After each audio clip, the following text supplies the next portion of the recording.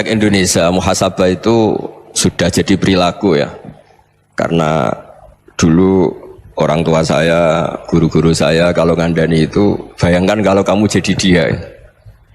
Jadi misalnya kita mentang-mentang atasan, otoriter sama bawahan, bayangkan kalau kamu jadi yang bawahan itu kayak apa? Laukun tamakanah, kalau orang Arab bilang, bayangkan kalau kamu di posisi dia.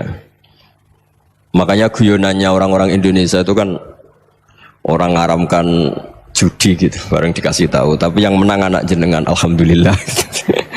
Ternyata ngaramkan itu karena ada anaknya. Kalau anaknya yang menang ya seneng. Meskipun itu guyonan, tapi saya punya padanan itu dalam kitab Hikam. Nabi Ibrahim itu Khalilur Rahman, tentu bencinya minta ampun sama yang namanya maksiat. Suatu saat beliau diterbangkan di alam malakut. Itu kalau di Hikam saya halaman 15 juga. Saya masih ingat betul. Mungkin kalau Anda beda halaman karena beda cetakan, atau nggak punya kitabnya, atau punya tapi tidak bisa baca. Nah itu jadi berbagai kemungkinan. Atau punya tidak bisa baca tapi dianggap jimat, atau digo pencitraan. Banyak itu kaji-kaji tidak bisa baca kitab tapi di ruang tamunya kitabnya besar-besar. Pencitraan itu, tapi ya bagus lah, nggak apa-apa untuk syiar. Setelah diterbangkan di alam malakut, diperlihatkan sama Allah, ada orang pezina, ada orang syaribul khomri, ada orang mabuk, ada orang macam-macam. Allah tanya sama Nabi Ibrahim, bagaimana pendapat kamu Ibrahim tentang mereka yang maksiat? Kata Nabi Ibrahim, ya Allah, habisi saja mereka. Mereka hidup di bumi engkau, makan rezeki engkau, kemudian mereka tidak taat sama engkau. Singkat cerita, di fase itu, saya ulang lagi, di fase itu Allah nurutin sampai sekian peristiwa, mungkin 3 atau 4. Sudah, setelah sekian tahun Nabi Ibrahim lupa peristiwa itu, kemudian beliau diminta menyembelih anaknya. Ini versi kitab Hikam. Memang versinya banyak tentang kenapa Nabi Ibrahim disuruh menyembelih anaknya. Ketika mau menyembelih anaknya, Nabi Ibrahim ragu. Huwa samratu fuadi, anak saya ini buah hati saya, kenapa engkau suruh menyembelih? Terus kata Allah, apa kamu tidak ingat ketika kamu saya angkat di alam malakut, kemudian kamu usul bunuh-bunuh, saya tidak mempertimbangkan usul Anda, tapi kenapa sekarang saya merintahkan kamu mikir gitu? Terus, ya karena ini anak saya ya Allah. Terus kata Allah, rumang samu wong sumpukon mata ini gak gawean kau sing gawe kowe enak wae usul mata ini. Jadi sebenarnya saya yang bikin, kemudian Anda enak aja usul membunuh. Semenjak itu Nabi Ibrahim itu di eranya itu asfaqun nas, orang paling sayang sama manusia. Karena kadang kita keras itu ya kebetulan itu tidak anak kita, tidak keluarga kita. Cara orang Jawa itu kan gitu ya, kalau ada perempuan terus macak yang macam-macam pakai sepeda motor cowok, terus wah itu luput suwuk, semoga-moga gini. Tapi setelah dikasih tahu, niku ponakane jenengan, semoga-moga selamat. Jadi jangan-jangan kemarin ahli ma'asi itu kebetulan itu tidak keluarga kita. Kalau keluarga kita yang pernah salah pada kita, semangat kita mintakan maaf. Jangan-jangan kita didikte hukum sosial gitu. Jadi orang yang salah kebetulan itu orang yang menservis kita, atau keluarga kita, atau orang dekat kita. Jangan-jangan semangat kita mintakan ampun. Tapi kalau sama orang lain kebetulan musuh kita semangatnya minta itu kena adab. Nah ini yang nggak boleh dalam Islam. Islam mengajarkan niru Rasulullah SAW, Nabi itu rahmatal lil alamin. Bahkan kemarin saya ngaji virtual sama beberapa habaib, ada Habib Ali Al-Jufri dari Mesir, ya. Ada Habib Alwi dari Kuitang, ada Habib Nabil Al-Musawa. Dari sekian habaib itu saya masih ingat diantaranya yang didawuhkan rahmatan lil alamin itu ketika Nabi adahu kaumuh, disakiti oleh kaumnya, dan itu mereka masih kafir semua. Itu mereka dapat doanya Nabi, Allahumma hdi qaumi fa innahum la ya'lamun. Kayak apa baiknya Nabi, orang yang menyakiti, yang melukai, tapi Nabi masih berdoa, Allahumma hdi qaumi fa innahum la ya'lamun. Sayyidina Umar dapat doanya Nabi itu ya khina kana kafiran, ketika masih kafir didoakan, Allahumma aizzal Islam bi Umar. Itu ketika masih kafir. Itu pelajaran bagi kita bahwa yang sedang tidak cocok pun itu berdapat doa kita. Ya doa supaya kondisi kita baik, hari tambah baik. Karena agama ini, saya berkali-kali bilang, limangka nayarjuwa hawal yawmal akhir. Agama ini diperuntukkan bagi yang selalu punya harapan pada Allah Subhanahu wa Ta'ala. Saya cerita muhasabah ini tentang hubungan kita dengan Allah. Di Indonesia itu banyak orang fasik, banyak orang nakal. Ya di mana-mana orang nakal itu ya mayoritas wa aksaruhum fasikun. Tapi berkahnya harapan. Mungkin saya kira nakal sok benda, mungkin saya kira sholat sok ben sholat, mungkin sekarang belum sakho, belum dermawan, suatu saat dermawan. Barokahnya itu kefasikan ini dianggap sementara, sedang fasik, sedang tidak benar. Karena kiai-kiai kita, para guru-guru kita, para habaib utamanya itu mesti bilang semoga husnul khotimah. Nah barokahnya doa itu semoga husnul khotimah itu menjadikan satu pola sosial. Yang sedang fasik ini masih diharapkan jadi lebih baik, jadi lebih. Sehingga kita tidak ngambil sikap ekstrim, ya ingin menghabisi atau ingin mengadili, tidak. Karena selalu kita punya harapan. Dan agama ini limangkan erjuwo hawal yawm akhir. Bayangkan dulu kalau yang nakal itu anak kamu.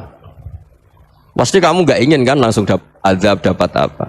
Padahal kita semua jadi tokoh ini abul kulli, bapak dari semuanya. Sehingga ketika Rasulullah SAW jalan-jalan kemudian melihat perempuan sedang menyalakan api. Kalau apinya mati ditiup, anaknya dijauhkan. Nanti kalau sudah jauh dari api, anaknya digendong lagi. Terus kata Rasulullah, matur ke semua sahabat, Aro'aitum anna hadih tarihatan waladaha alan nar. Apa kamu berpendapat bahwa perempuan ini akan melemparkan anaknya ke neraka? Tidak ya Rasulullah. Tidak akan seorang ibu melemparkan anaknya ke api. Terus kata Rasulullah, Allahu arhamu min hadih biwaladiha. Allah lebih rahman, lebih rahim dibanding orang tua ini kepada anaknya. Ini yang harus kita kenalkan terus, kita kampanyakan terus, supaya orang hubungannya dengan Allah itu nyaman, asik. Sehingga dengan demikian selalu ada harapan bahwa yang sedang nakal ini suatu saat tobat. Kita tidak boleh menghukumi pasti begini, pasti gini, itu tidak wilayah kita. Itu juga yang dicontohkan Rasulullah SAW. Secara lahir Nabi itu nggak berkenan sama Wahsy, karena Wahsy itu salahnya salah fatal karena membunuh ahabban nasi ila Rasulillah, yaitu membunuh Sayyid Hamzah. Jadi ketika Wahsy tobat, Nabi itu nerima tobatnya. Dan ketika beliau dengan basariyahnya agak siap ketemu Wahsy karena harus ingat Sayyid Hamzah, basariyahnya diturutin. Oke, kamu iman saya turutin, tapi jangan sering ketemu saya. Karena kalau ketemu kamu saya masih ingat sama paman saya Sayyid Hamzah. Kita bisa ngelola seperti itu. Kita tidak cocok sama orang, bagaimanapun mereka umat Rasulullah SAW, kita tetap mencintai mereka. Misalnya kalau beda agama, mereka sama-sama orang Indonesia, kita mencintai mereka atas nama warga Indonesia. Tapi kalau misalnya potongannya ora cocok, beda kultur, bawaannya itu mangkel no coro Jawa, ya bisa diilmoni, jangan ketemu. Wong sudah tidak cocok, ingin ketemu nyari solusi. Roh ini tok seneng itu kan ya repot itu. Ya sudah kalau nggak mati cocok ya jangan sering ketemu. Dan itu kita bisa memanage seperti itu tuh bisa. Saya berkali-kali cerita tentang Imam Syafi'i. Kalau dikasih tahu ya Imam Abu Abdillah, panggilannya Imam Syafi'i, tetangga anda ini ternyata banyak yang nggak senang anda. Jawabnya beliau senang. Ya bagus kalau nggak senang saya, ndak utang saya katanya. Jadi gara-gara sampean seneng aku ngatur aku ini kan. Dan mungkin sampean rasa seneng kan ya enak. Jadi hidup itu dianggap happy. Kalau seneng ya teman silaturahim, kalau nggak seneng ya nggak bakal utang gitu kan. Baru kaya seneng itu nggak ganggu gitu. Jadi dulu itu orang bisa ngelola seneng nggak seneng itu bisa. Karena ada kearifan hubungan dengan Allah Subhanahu wa ta'ala. Hidupnya selesai karena masyghul bi dzikrillah. Mereka sibuk dengan Allah. Makanya kata ulama-ulama tasawuf, kamu jangan melihat manusia perilakunya, tapi kamu juga harus ingat yang gerakkan semua itu Allah Subhanahu wa ta'ala. Dengan demikian kita farah, kita senang. Makanya Nabi kalau ngutus Anas bin Malik kemudian nggak kesampaian yang diinginkan karena Anas main, ketika garwa-garwani Nabi agak tersinggung, Nabi andaikan Allah menghendaki yang saya inginkan kesampaian, pasti itu kesampaian. Jadi dianggap kegagalan Anas nggak manggil yang dituju Nabi itu ya kersane Allah, ya enteng saja. Sayyidina Ali lebih parah lagi yang dialamin. Itu dalam-dalam beliau kalau dipanggil tuh nggak cepet-cepet ke sana. Ketika ditanya, kenapa kamu tak panggil gak cepat ke saya? Amin tu ukubatak. Karena aku tahu kau orang baik. Orang baik itu pemaaf. Jadi makanya orang-orang soleh dulu itu bodoni itu. Makanya sekarang kalau ada orang bodoni itu mesti beda orang soleh. Kalau orang-orang soleh itu kakean husnudzon lagi sering dibodonin. Abdul bin Umar itu masyhur itu. Kalau ada budaknya sering sholat, sergap sholat itu dimerdekakan. Akhirnya nggak sholat pun pura-pura sholat. Akhirnya juga dimerdekakan. Ketika ditanya, kenapa engkau merdekakan? Padahal mereka sholatnya menipu engkau, kata pembisik-pembisik itu. Man khoda'ana lillah in khoda'na lah. Dia nipu atas nama Allah, berarti saat tertipu juga atas nama Allah, enggak masalah dong, semuanya demi Allah Subhanahu wa ta'ala. Jadi ketika kita ketemu mensifati Allah Ta'ala itu ghafir, Allah pemaaf. Jangan kamu enggak fair untuk diri kamu nyifati Allah ghafir, pada orang lain Allah kamu sifati syadidul iqab. Jadi Allah kamu atur, kayak MC tadi ngatur saya. Jadi Allah itu apa? Kalau pada saya ghafir, kalau pada musuh saya syadidul iqab. Itu tidak fair. Kalau Anda punya harapan kepada Allah karena Allah Rahman Rahim, Allah ghafir, sebenarnya Allah pada musuh kita ya bisa saja Allah ghafir, bisa saja Allah Rahman Rahim. Sehingga kita melihat orang lain yang kita tidak cocok itu ya enteng saja. Itu min ummati Rasulillah sing tanaluhu syafa'atuh, tanaluhu sa'atu rahmati, tanaluhu fair. Jangan dengan kita kayak mesti dapat rahmat, jangan orang lain kayak Allah pasti syadidul iqab. Itu tidak boleh. Sehingga ketika ada orang Badui, singkat cerita orang Badui ini kencing di masjid, semua sahabat membentak dia. Yang enggak bentak hanya Nabi tok. Saking mangkelnya orang ini karena semua sahabat bentak kecuali Nabi. Setelah dibenarin Nabi, terus Nabi nyuruh sobbu ali dhanuban min ma'in. Setelah disucikan masjid itu, dia berdoa keras sekali. Allahumma arhamni wa Muhammadan wa la tarham ma'ana ahadan. Ya Allah, yang berhak dapat rahmatmu hanya saya dan Nabi Muhammad, yang lainnya jangan. Karena yang lainnya tuh jengkelin, gitu aja saya salah dimarah-marahin gitu. Jadi kalau kamu doa terbatas ya kayak orang Bedui ini, kayak orang Arabi. Apa kata Nabi? Laqad tahajjarta wasi'an. Allah yang rahmatnya luas menjadi kamu sempitkan. Karena kamu mau atur Allah hanya Rahman pada Indonesian Power, pada NU, pada kita, yang orang lain nggak perlu dapat. Itu kan kasihan Islam, karena Islam terus gak dimiliki semua orang. Allah gak dimiliki semua orang, Rasulullah gak dimiliki semua orang, karena di NU, di ormas tertentu, di gak boleh seperti itu. Gak boleh takhasyar tawasian, kata Nabi, gak boleh mempersempit zat yang rahmatnya itu luas. Ini semoga etika ini kita pakai di Indonesia. Yang sedang fase kita harapkan lebih baik. Yang sedang gak dapat hidayah kita doakan dapat apa? Hidayah.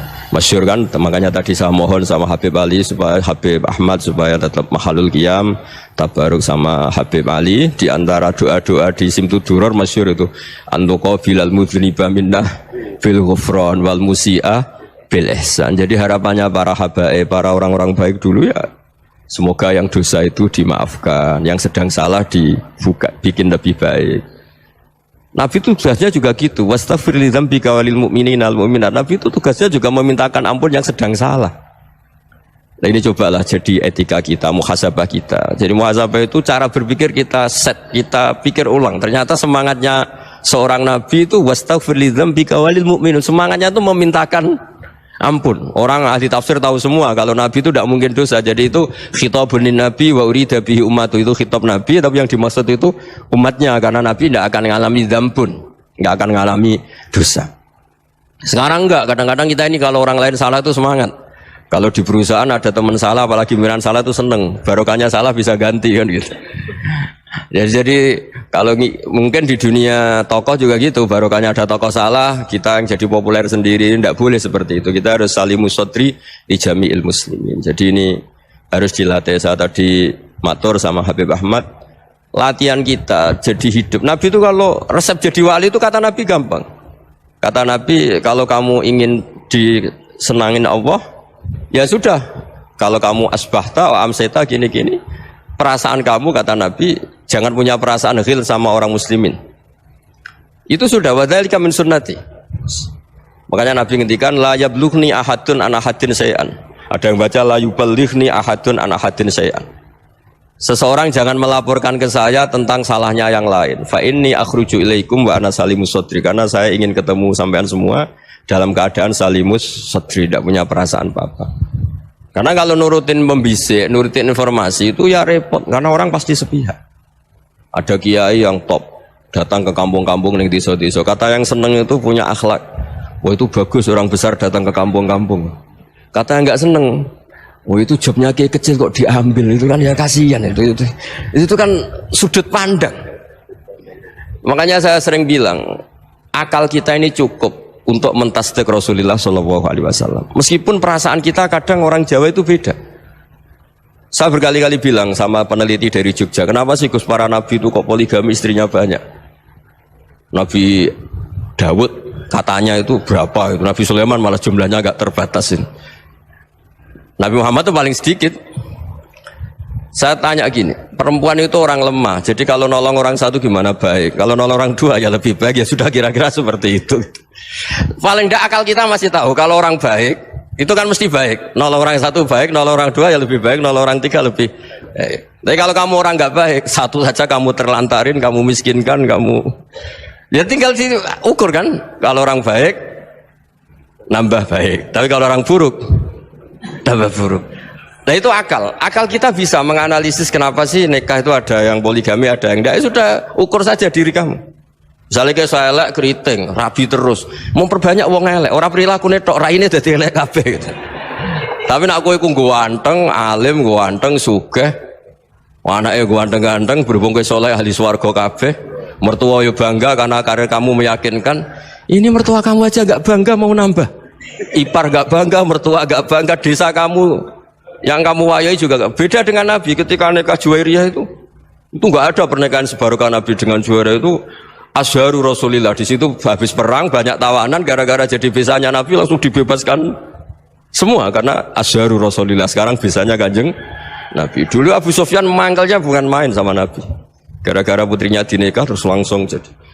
Kalau kamu kan enggak, nikah satu, nikah lagi, satu kampung musuh kamu karena istri pertama ya cemburu, yang kedua agak bangga. Wah itu selesai itu dunia wal akhirah. Maksud saya nganalisis Islam itu harus pakai akal. Dan akal yang dipakai ini saya bawa ke kitab Ihya adalah pikiran-pikiran para ulama. Makanya ketika Imam Ghazali ketika ditanya fakaifa bi muslimin fasikin asawaha fi jami'i amri. Kalau kalian ketemu orang fasik, orang Islam tapi fasik, perilakunya nggak ada yang benar. Kata Imam Ghazali jawabnya lucu, aneh. Mamin muslimin illa wa islamuhu ta'ah. Tidak ada orang Islam kecuali dia mau Islam, membenarkan Allah dan Rasul itu sudah taatnya dia. Kok kamu tidak bisa melihat taatnya dia? Dia pikirannya kan ini pemabuk, ini tukang apa. Tapi kata Imam Ghazali, sebenarnya kamu masih bisa berpikir positif. Mamin muslimin illa wa islamuhu ta'ah. Tidak ada seseorang Islam ketika dia milih Islam itu pasti ada taatnya, yaitu tasdik pada Allah dan tasdik kepada Rasulullah Shallallahu Alaihi Wasallam. Jadi dengan pola seperti itu, maka di antara guru-guru kita yang modern ya di era Mbah Maimun, di sini ada Habib Ahmad, Habib Salim, syair yang sering dibaca beliau adalah ada orang munajat sama Allah. Ini cerita munajat. Itu orang itu ngendikan gini, ana muznibun, ana mukhtiun, ana asi, huwa rahimun, huwa ghafirun, huwa afi. Ya Allah, saya mukhti, saya orang yang salah. Ana mutnib, saya orang yang dosa. Ana asin, saya sering maksiat. Tapi engkau ya Allah, engkau ghafir, pemaaf. Engkau rahim, maha pengasih. Engkau afin, yang mudah memaafkan. Terus kata orang ini, ya agak kurang ajar, tapi saking senengnya sama Allah. Qobal tuhunna salasatan bisalasat. Ya gini saja ya Allah, sifat engkau diadu dengan sifat saya. Engkau Tuhan, Gusti, nggak boleh kalah katanya. Terus wasatahliban ausofu ausofi, dan engkau pasti pemenangnya gitu. Jadi ada orang rayu Allah dengan cara seperti itu ya ada ya. Saya ini manusia, salah saya banyak. Engkau ampunannya banyak. Engkau Tuhan, Gusti, nggak boleh ampunan Anda, ampunan engkau kalah dengan salah saya. Nggak boleh Tuhan kok kalah. Jadi untuk supaya orang punya harapan gitu. Banyak juga wali-wali yang jadab ketika datang ke makam Rasulullah SAW. Itu kalau dongo ya agak kacau sebetulnya, cara syariat agak kacau. Ya Allah, engkau punya dua pilihan. Jika engkau menjadikan saya soleh, surah habibuk, yang senang kekasihmu, yaitu Rasulullah SAW. Tapi jika engkau menjadikan saya fasik, surah adubuk, yang senang itu setan. Monggo jenengan mau menyenangkan kekasih jenengan, mau menyenangkan musuh jenengan, monggo. Jenengan bebas kok memilih. Mestinya Allah ya senang menyenangkan kekasihnya. Jadi ya, intinya Allah dipaksa untuk menjadikan dia orang soleh gitu. Jadi kayak kemarin itu Pak Bu siapa yang kesini itu, yang sama jenengan kuliah kesini itu sama Habib Ahmad. Saya pertama nggak mau, lama-lama Habib Ahmad ini gimana Gus, orang taunya saya dekat jenengan, kalau nggak kasil saya waduh ini kayak doanya wali yang tadi. Nggak punya pilihan, nggak ada pilihan. Jadi saya mohon muhasabah itu dimulai cara berpikir. Makanya di sini sebetulnya tag ini supaya dapat barokahnya Ihya. Ini kitab yang disenangi para habaib, para ulama. Sebetulnya tag di muhasabah itu redaksinya gini ya, yang lengkap. Hasibu anfusakum qabla an tuhasabu wazinuha qabla an tuzanu wa tahayya'u lil ardil akbar. Jadi ada kata wazinu, jadi ukur. Perilaku Anda ini diukur, ditakar. Misalnya kita sebagai suami kan ya punya hal-hal yang kita tidak ideal. Cara wong Jawa mesti pesek. Cara rezeki ya pas-pasan itu. Dan kita juga kalau makanya enggak boleh tanya istri begini, apa saya cinta pertama Anda? Pasti Anda kecewa. Orang jadi istri hanya korban terakhir itu. Sudah. Karena orang kalau ngelamar kemana-mana enggak jadi, yang jadi istri itu pasti korban terakhir itu. Jarang istri pilihan pertama, jarang. Ayo semua yang nikah. Rata-rata itu pilihan Anda pertama Pak, dari sekian ditolak di mana-mana terus. Ya perempuan terakhir. Kamu juga korban terakhir gitu. Itu wali-wali dulu kalau ngandani kita itu sederhana. Antal ini masyhur diceritakan Habib Zain bin Sumit dalam kitab Al-Manhajus Sawi. Anta lam tajid min nafsika kullama turid. Fa kaifa turidu min ghairika kullama turid. Kamu yang ingin ideal saja, kamu tidak menemukan pada diri kamu untuk menjadi ideal. Kamu kan ingin ganteng, ingin punya uang banyak, ingin perilaku Anda sempurna. Anda saja yang punya keinginan tidak bisa mewujudkan keinginan Anda sendiri. Fakaifa turidu min ghairika ma turid. Jadi anta lam tajid min nafsika kullama turid. Fakaifa turidu min ghairika kullama turid. Kamu yang punya keinginan saja. Misalnya saya ingin punya uang banyak, perilaku saya selalu benar, gak pernah salah. Loh, saya yang ingin saja dengan diri saya, gak bisa untuk benar terus. Kok kamu berharap orang lain selalu benar? Jadi anta lam tajid, ya sama. Kalau kamu menuntut istri kamu itu ramah, neriman, apa kamu neriman sama wajah istri Anda gitu? Engko ya pola neng dindi jajaki sana jajaki sini, kamu sendiri tidak pernah apa. Jadi itu nasihat yang luar biasa. Anta lam tajid min nafsika kullama turid, fa kaifa turidu min ghairika kullama turid. Kamu mau menghormati semua orang? Enggak mau kan? Kemudian Anda berharap semua orang menghormati kamu tidak ingin kan orang lain semua menghujat kamu. Sementara kamu enak aja menghujat orang lain. Makanya Rasulullah SAW itu luar biasa ketika bikin kaidah sosial. Apa la yu'minu ahadukum hatta yuhibba li akhihi ma yuhibbu li nafsi. Jadi kalau ukuran iman itu sederhana. Kalau sesuatu itu baik, nyaman bagi Anda ya bayangkan itu pada teman Anda. Misalnya Anda bangun tidur sudah acak-acakan, enggak punya uang, utang jatuh tempo, kan enggak ingin ketemu orang. Ya kamu jangan bertamu ke jenis ini karena dengan kamu yang alami juga enggak siap ketemu orang. Makanya ada Habib Alim itu dilapuri sama seseorang. Beb, dulu teman saya itu ketika saya kaya itu sering main ke saya. Setelah saya miskin, mereka tidak main ke saya. Kata Habib itu bagus, sunnah Allah begitu itu bagus. Coba kalau kamu dulu kaya, teman kamu main kan kamu gaya. Di rumah ada makanan, bisa hormat tamu. Setelah kamu miskin jadi buruh manol di pasar atau buruh bikin boto, teman kamu datang, malu enggak kamu? Mendingan enggak datang gitu. Akhirnya baru, oh ya alhamdulillah kalau gitu. Loh iya kan dulu teman kita datang, kita ada Alphard, istri cantik, rumah bagus lah, kita miskin, buruhnya orang pas dibentak-bentak, teman kamu udah datang. Milih datang kamu enggak kalau setelah kamu jatuh? Enggak kan? Jadi barokahnya ilmu itu terus. Ya, tapi kadang-kadang orang loh, wah setelah saya miskin teman-teman enggak kasih ke sini. Ya kalau kamu sudah jatuh, teman-teman kamu situ jadi tontonan. Ya mulai sekarang cara berpikir itu dirubah. Dulu yang namanya kiai itu kalau diundang orang itu ya agak-agak senang. Semenjak saya itu agak rubah. Mengundang kiai, ngatur kiai itu tak haram-haramkan ya ada lumayan lah sekarang itu sudah mulai agak beretika. Dulu itu ngundang tuh tanggalnya ditentukan, jamnya ditentukan. Enggak mikir apa kiai saat itu nganggur, enggak. Punya wadifah, enggak. Dia milih tanggal yang dia nganggur, enggak mikir pas itu kiainya nganggur apa, enggak. Ya saya hanya cerita aja, kamu tersinggung ya monggo, boten ya monggo itu kan. Jadi saya mohonlah supaya tadi saya juga matur ke Habib Ahmad. Jadi untuk orang merasa ikut sunnah Rasul itu gampang sekali kata Sayyid Muhammad. Dulu Nabi berpakaian ala daerahnya. Kalau mikot ya pakai mikotu baladi. Karena Nabi orang Madinah dan beliau berdomisili di Madinah ya misalnya mikotnya dari Bir Ali misalnya. Tapi kalau Anda orang kawasan Tanim mau umroh ya dari Tanim, misalnya kawasan Jirona ya dari Jirona. Artinya apa?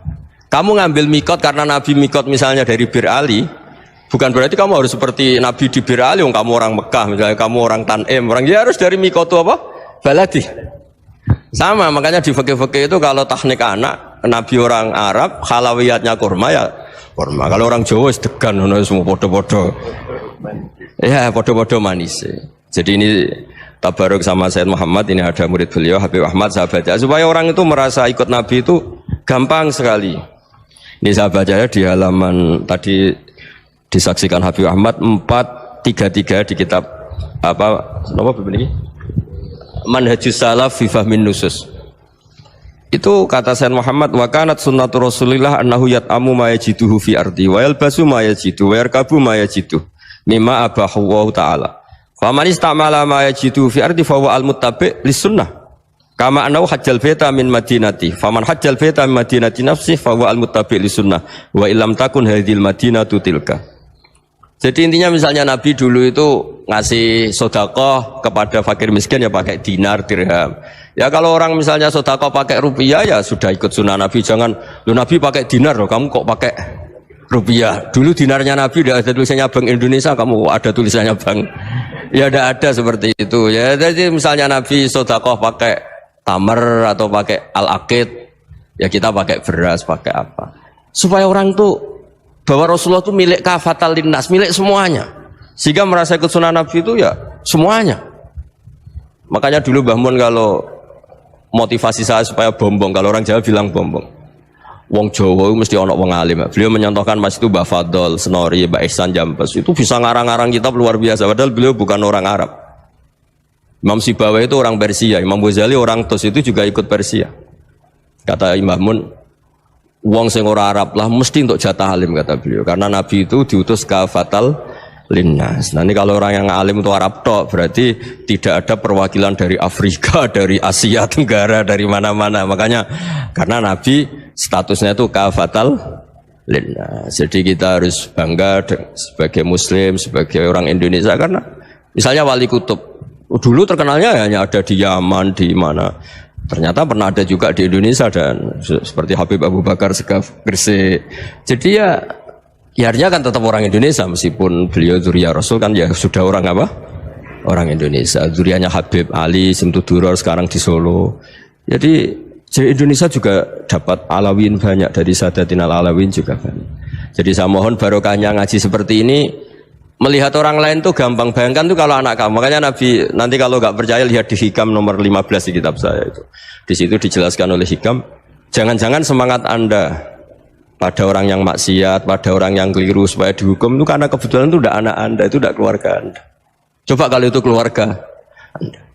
Makanya kalau saya guyonan di Jogja itu ada pembantu mecahkan piring terus dimarahi majikannya, saya mesti guyon gitu. Pasti itu pembantunya tidak cantik. Kok bisa Gus? Andai kan cantik dan kamu senang mecahno piring satu, piring 1000 ora iso ngamuk kowe. Ternyata ngamuknya itu karena mecahkan piring apa karena plus tidak cantik? Coba jawab para lelaki ini. Kamu marah sama orang maksiat tuh karena maksiat, karena plus itu udah anak Anda. Bayangkan kalau itu anak Anda. Itu hebatnya Rasulullah SAW, karena kita yang salah pun kadung umatnya, Nabi tetap ngasih fasilitas syafaati li ahlil kabair min ummati. Kayak apa baiknya Nabi? Tidak ikut maksiat tapi ikut fasilitasi ngasih syafaat. Loh kalau li ahlil ibadah kan wajar, Nabi ketika ini syafaati li ahlil kabair min ummati. Ya karena tadi logika yang dibangun Rasulullah itu logika yang luar biasa. Kita semangat orang lain kena hukuman itu karena kita tidak punya ra'fah, tidak punya rahmah. Coba kalau Rasulullah yang bil mukminina raufur rahim, semangatnya itu mendoakan supaya tobat, mendoakan diampuni. Dan itu juga yang diperintahkan oleh Allah Subhanahu wa taala, wastaghfir li dzambika walil mu'minina wal mu'minat. Ya semoga barokahnya ngaji ini, barokahnya Habib Ahmad, barokahnya Maulid Simtuduror, barokahnya semua kitab madaih tiba berjanji semuanya, barokahnya Ikhya, barokahnya Said Muhammad, barokahnya guru kita semua, Mbah Maimun, bapak saya. Kita ini ngikuti manhaj, ya, ngikuti apa? Manhaj. Saya sering didawi Mbah Mun, kenapa ihdinas siratal mustaqim bukan siratoka? bukan jalan engkau ya Allah. Karena Allah itu nggak bisa kamu tiru. Allah itu tidak tidur, tidak makan, tidak kesel, tidak capek. Yang bisa ditiru itu siratal ladzina an'amta alaihim. Yang bisa ditiru manusia ya niru manusia. Karena Allah itu tidak bisa ditiru. Makanya ihdinas siratal mustaqim siratal ladzina. Dan niru siapa? Niru guru-guru kita. Termasuk niru cara pandang. Jadi misalnya ada orang awam di rumah itu hanya delok reng, delok tikus liwat, itu kan kayak nganggur. Kok ora tahajud malah mendelok reng. Melihatnya jangan gitu. Huwa tarokal ma'asiyah. Dia di rumahnya tidak dugem, tidak kemana-mana. Dia berarti malam itu tarkul ma'asi. Tidak nyopet, tidak garong, tidak ke tempat maksiat. Susahnya apa sih husnudzon? Jadi jangan lihat huwa tarkut tahajud, huwa tarokat tahajud, wa taroka qiyamal lail. Oke ya, namanya orang begitu ya tidak tahajud, tidak qiyamul lail. Tapi susahnya apa sih kamu bilang huwa tarokal ma'asiyah? Dia juga meninggalkan maksiat, dan tarkul maksiat itu ibadah. Supaya orang tuh gampang lah husnudzon sama orang muslim. Ini orang mukmin, orang yang luar biasa. Di mata Allah itu orang yang luar biasa. Kayak tadi Imam Ghazali, kalau saya ketemu orang muslim kemudian dia tidak pernah baik, gimana? Kata Imam Ghazali, ma min muslimin illa wa islamuhu ta'ah. Tidak ada orang Islam ketika dia mentasdihkan Allah dan Rasulullah, berarti dia juga punya taat. Ya ini latihan saja, sing iso nglakoni Habib Ahmad kula namung cerita mawon. Kula cerita secara akademik, saya punya kitab, saya baca dan alhamdulillah kita paham barokahnya para guru, dan supaya terbiasalah sebaik-baiknya ibadah husnudzonni billah wa husnudzonni bil mu'minin. Soal tidak cocok ya diilmoni tadi ya, namanya enggak cocok ya jangan sering ketemu. Seperti Rasulullah SAW, beliau karena sangat mencintai Said Hamzah, ketemu orang yang pernah begitu sama Said Hamzah, ya beliau secara basyariah tidak siap. Tapi beliau secara cara bahasa sekarang, secara profesional, kalau beliau seorang nabi dan harus menerima tobatnya siapapun ya diterima. Saya meskipun dengan A, B gak cocok karena dia begini-begini sama saya, tapi saya ingat dia sholat, dia baca sholawat, dia mencintai Rasulullah, ya kita hormat. Ya soal gak cocok ya di manage tadi ya, zuruhiban tasdadhuban, kalau gak pati cocok ya jangan sering ketemu, bawaannya enek nanti. Jadi ya semuanya itu diilmoni lah. Makanya ngendikane Ma'ruf Al-Qurhi ada yang baca Al-Kharqi, mangqala fil yaumi salasa marrat aw marham ummata Muhammad kutiba minal abdal. Karena semangat mencintai siapapun satu hari sering baca marham ummata Muhammad, wa ma asli ummata Muhammad, wa ma tajawaz an ummati Muhammad, itu mesti kutiba minal abdal. Dia pasti termasuk wali abdal. Maksudnya semangat mencintai ya dilatih lah. Misalnya Indonesia Power atau PLN, andai kan tidak ada PLN tuh kayak apa? Orang nggak bisa ngaji, tidak bisa aktivitas, ya barokahnya ada PLN, barokahnya jasanya. Kita sadar, tidak semua kebaikan kita ini memenuhi keinginan orang banyak. Gitu. Orang banyak ingin listrik, ingin saluran apa, dan itu kadang yang mewujudkan orang lain atau kelompok lain. Ya karena itu manfaat ke orang lain ya kita doakan. Karena khairun nas anfa'uhum linnas. Sehingga kita terbiasalah ngakui orang lain. Seperti semangatnya Rasulullah SAW, semuanya itu didoakan, semuanya diinginkan kebaikannya. Bahkan Nabi gak putus asa sampai di akhirat. Ketika Nabi lain sudah putus asa karena sudah akhirat, sampai dimintai syafaat semuanya bilang nafsi, nafsi. Karena merasa semuanya gak punya nyali di depan Allah. Karena ini sudah akhirat, sudah finish. Tapi apa Rasulullah? Analah. Ya udah, saya sanggup mensyafaati kalian. Terus kata Nabi, fa'atiyal arsya. Saya mendatangi aras, fa'akhiru lahu sajidan, saya sujud, wa ahmaduhu bimahamida allamaniha rabbi. Kemudian saya tetap muji Allah dengan pujian yang terus menerus. Padahal sudah di akhirat, sudah finish. Nabi dimintai syafaat masih sanggup. Karena Nabi tahu, akhirat tidak bisa mendikte Allah. Tidak bisa Allah terus bilang, ya Allah ini akhirat, engkau sudah tidak boleh mensyafaat. Tidak bisa. Allah tidak bisa diganggu akhirat. Allah tidak boleh dibatalkan rahmannya oleh akhirat. Allah tetap rahman rahim abadal abad. Dan Nabi tahu itu. Makanya kata para ulama, fa Muhammadun ahmadu min ghairihi. Jadi Nabi Muhammad namanya dua yang terkenal. Sebenarnya banyak yang terkenal dua, Muhammad sama Ahmad. Ketika Nabi punya nyali memuji Allah di akhirat atau sudah di akhirat, itu fa Muhammadun ahmadu min ghairihi. Ketika Nabi lain sudah tidak punya nyali muji Allah karena sudah akhirat, Nabi Muhammad tetap berani muji Allah di saat seperti itu. Makanya Ahmadu di situ kata ulama itu af'al tafdil, fa Muhammadun ahmadu min ghairihi. Kanjeng Nabi lebih memuji Allah di saat yang Nabi lain sudah tidak punya nyali untuk memuji Allah di saat itu. Makanya kata Nabi, fa'akhiru lahu sajidan wa ahmadhu bimahamida allamaniha rabbi. Akhirnya setelah lama gitu terus Allah ngendikan ya Muhammad irfa' ra'sak wasal tu'tah wasfa' tusyaffa. Sudah Muhammad, angkat kepala kamu minta apa saya turutin, dan kalau kamu ingin mensyafaati umatmu saya beri hak apa? Syafaat. Semoga semangat itu juga menjadikan kita munajat bahwa rahmat Allah tidak terbatas, harapan juga tidak terbatas. Mungkin yang sedang nakal ya kita katakan sedang, jangan terus kamu pastikan wah ini mesti suul khotimah, mesti tidak orang baik. Tidak, agama ini liman kana yarjuwaha wal yaumal akhir, selalu bagi yang punya harapan. Ya, mugi-mugi dapat barokah semua. Mantul dengan kata wassalamualaikum warahmatullahi wabarakatuh.